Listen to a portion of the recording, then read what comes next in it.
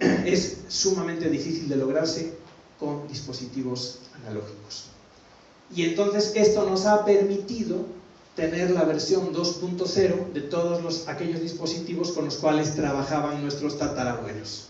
Por ejemplo, este que estamos viendo es un microscopio electrónico de transmisión. ¿Qué tenemos básicamente? Una fuente de electrones, no muy diferente de la que teníamos en una televisión antigua, de las del tubo de rayos catódicos, con un lente condensador que los coloca en forma de un haz. Hacemos pasar ese haz a través de una muestra y luego tenemos un segundo lente que actúa como objetivo, uno que proyecta, y en la parte de abajo una imagen sobre una pantalla fluorescente. El resultado es que podemos percibir cosas increíblemente pequeñas, tan pequeñas que no podían verse utilizando luz natural, por el simple hecho de que la longitud de onda de la luz es mayor que la longitud del objeto que estamos pudiendo ver. Bueno, además esa muestra tiene que ser teñida con metales pesados. De hecho, en realidad, estrictamente solamente debería de ser de metales, porque es de transmisión. Pero hay los electrónicos de barrido, que esos sí que te permiten ver muestras vivas, ¿no? Esta es la 3.0. Con la anterior, solamente, bueno, y no lo mencioné, pero los microscopios electrónicos tienen un doble funcionamiento. Resulta que también puedes manipular los átomos que están ahí y cambiarlos de lugar, ¿no? Hay por ahí unas gráficas muy chistosas donde los investigadores que no tienen nada mejor que hacer se ponen a escribir su nombre con átomos, por ejemplo, ¿no? Y luego los fotografían. No sé si los han visto. Es muy chistoso. Pero bueno, así se desarrolla mucha de esta tecnología, ¿no? Este es un microscopio electrónico de barrido y en este efectivamente es casi el mismo esquema. La única diferencia es que la muestra se encuentra en la parte de abajo y el detector se pone acá. Entonces lo que estamos viendo literalmente es la reflexión de todas estas muestras sobre el detector y una imagen en pantalla. El procesamiento que estamos viendo aquí en realidad no es lo que llega. Esto ya ha sufrido todos los cambios que veíamos en la gráfica anterior. O sea, esto que estamos viendo aquí es el promedio de varios cientos de imágenes tomados instantáneamente, pero nos dejan una calidad verdaderamente espectacular, ¿no? De hecho, los niños han estudiado con esto en sus libros de ciencia todo el tiempo y realmente piensan que así veía las cosas Leeuwenhoek, ¿no? Pero distaba mucho de verse de esta manera. También los telescopios han sufrido una mejora. Aquí tenemos lo infinitamente grande, versión 2.0, ¿no? Si Galileo levantara la cabeza y viera esto, seguramente se iba de espaldas. Probablemente el caso más conocido, el telescopio espacial Hubble,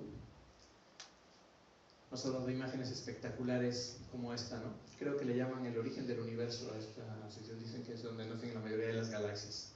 Yo no soy un gran experto en astronomía, pero la imagen me parece absolutamente espectacular. Y en la Tierra estamos trabajando con espejos de este tipo. Si se dan cuenta, Newton nos decía, ¿no?, que teníamos que fabricar espejos cóncavos.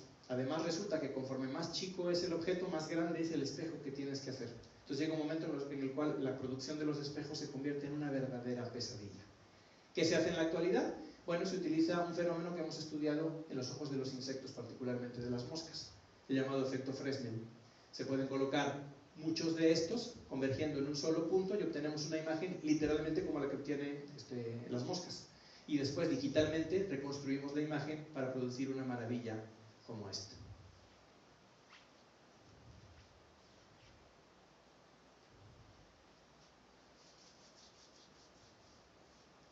Pero además hemos agregado características que no tiene nuestro ojo. Sabemos, por ejemplo, que otros animales pueden ver rangos del espectro que nosotros no podemos ver.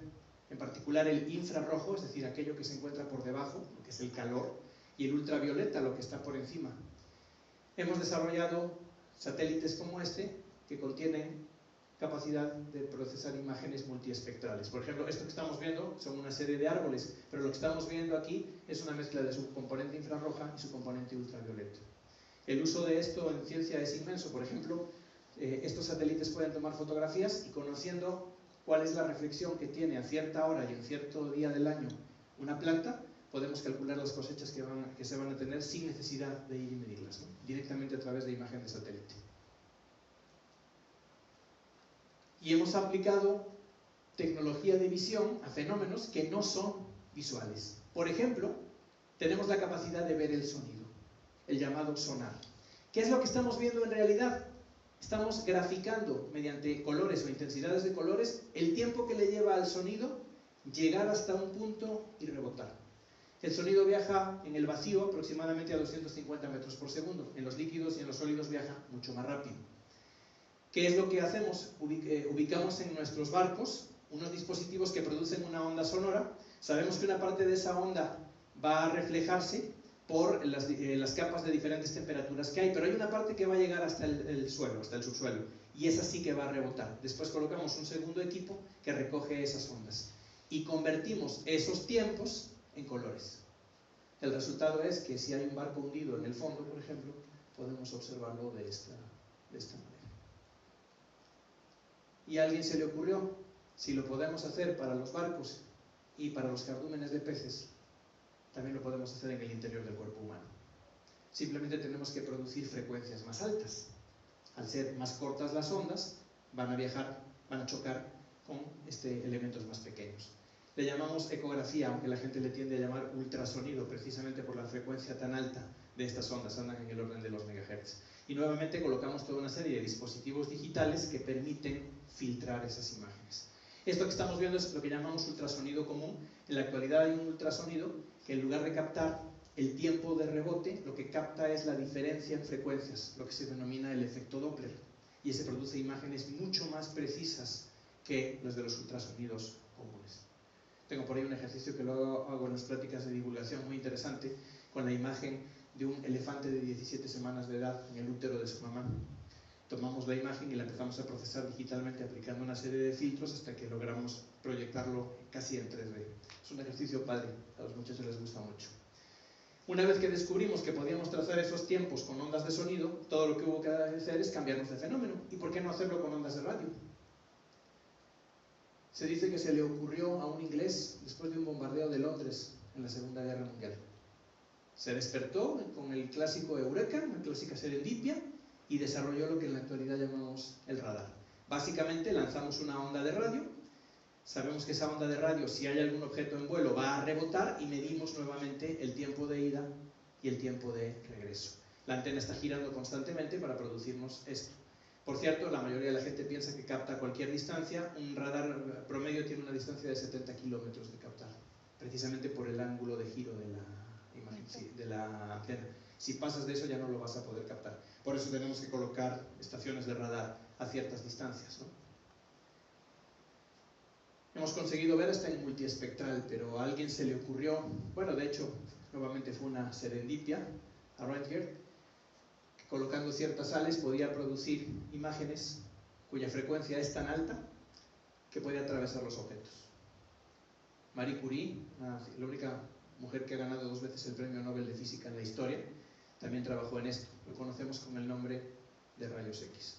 Por cierto, se dice, yo no lo he podido constatar, que Curie murió de cáncer provocado por los experimentos que realizaba con radiación. En aquel entonces no se conocían todavía los efectos nocivos de la radiación. Esta es la primera radiografía tomada en la historia, es la mano del propio Röntgen. Ya lo hemos refinado bastante, en general ya no se nos mueren los pacientes cuando les sacamos una radiografía. De hecho, hemos desarrollado esta tecnología que se conoce como tomografía axial computarizada, que básicamente lo que hace es producir un muy delgado haz de rayos X que va girando alrededor del paciente. Y después, mediante computadoras, ensamblamos esa imagen rotacional, además desplazamos en este eje para poder producir diversas capas, y lo que tenemos es esto que está aquí. Como dato curioso, hace rato cuando me presentó Laura decía de algunos proyectos en los que me ha tocado trabajar. Un proyecto muy interesante fue uno que hicimos hace 4 o 5 años, bueno, no, yo creo que más, 6 o 7 años, que fue en el Hospital Americano, que está aquí en la Toulouse, detrás del HSBC. Ahí compraron un tomógrafo Toshiba y unas impresoras Fuji, y se les hizo muy fácil cuando lo compraron en Japón porque tenían el mismo tipo de entrada, pero lo que no sabían es que el tomógrafo era analógico y las impresoras eran digitales. Lo único que tenían en común es que la conexión era BNC. Entonces, cuando llegaron aquí, de puro milagro no lo quemaron porque lo conectaron ahí, al ahí se va, sin haber siquiera medido la señal. Y cuando nos llamaron era porque no lo podían echar a andar. Compramos una tarjeta digitalizadora de video especial, no podíamos usar una tarjeta normal por las frecuencias que usaba el tomógrafo, y escribimos una aplicación, en aquel entonces en Delphi, que leía las imágenes, las acomodaba de esta manera y te las mandaba a la impresora. Gracias, para los hospitales Este tipo de impresoras son importantes porque imprimen digitalmente y en seco. Los líquidos que se utilizan para revelar las fotografías son complicados de mantener en los hospitales. Entonces, bueno, fue un desarrollo tecnológico interesante el que se hizo en ese caso, ¿no? Y hemos llevado esto todavía un punto más allá. Para evitar que las personas tengan que ser atravesadas por rayos X, ahora lo que hacemos es, los colocamos adentro de un campo magnético muy intenso, varios miles de veces más intenso que el campo magnético de la Tierra. El resultado de esto es que se alinean los átomos en el interior del cuerpo y colocamos sensores que permiten medir la alineación de esos átomos y convertirlos en imágenes. Es la famosa resonancia magnética. Ya vamos con los últimos aparatos. Estos son probablemente de los más avanzados. Ojalá llegando a su casa hagan el intento de construir alguno de ellos, ¿no? Ahí me suben el video a YouTube para que veamos si les funciona. Esto es un espectrofotómetro.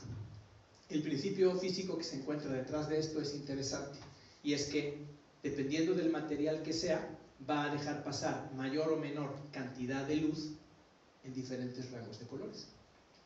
Entonces, muy al estilo de Newton, tomamos luz blanca, la descomponemos y la proyectamos, y después la filtramos.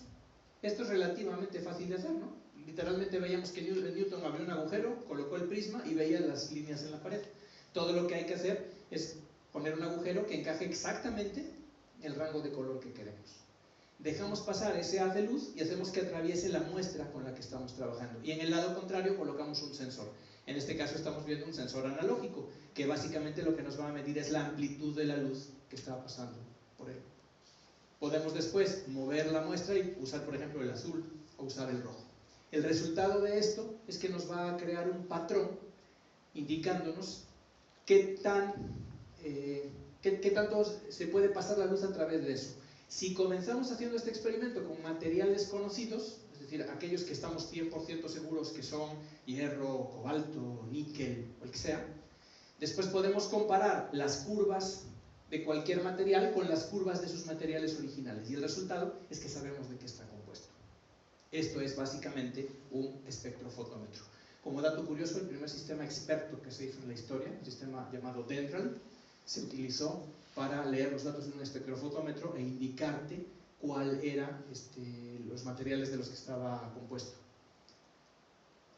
Aquí tenemos otro. Esta es una espectroscopía de masas. Aquí básicamente tomamos la muestra, la inyectamos y le aplicamos calor. El resultado es que se vaporiza. La sometemos a una fuente de electrones y lo que sucede es que se ioniza, es decir, se cargan eléctricamente las partículas. A través de un campo magnético la aceleramos y después con un magneto la doblamos y las disparamos hacia un detector. ¿Qué es lo que pasa con el magneto? Que las partículas más pesadas van a caer y las partículas más ligeras van a subir. El resultado es que vamos a captar un espectro abierto. Si lo viéramos en las primeras versiones, esto se hacía con película fotográfica que se velaba y lo que se veía literalmente eran franjas sobre la película. En la actualidad los científicos lo ven de esta manera y sabiendo cuáles fueron las distancias pueden saber cuál es el material que se está procesando.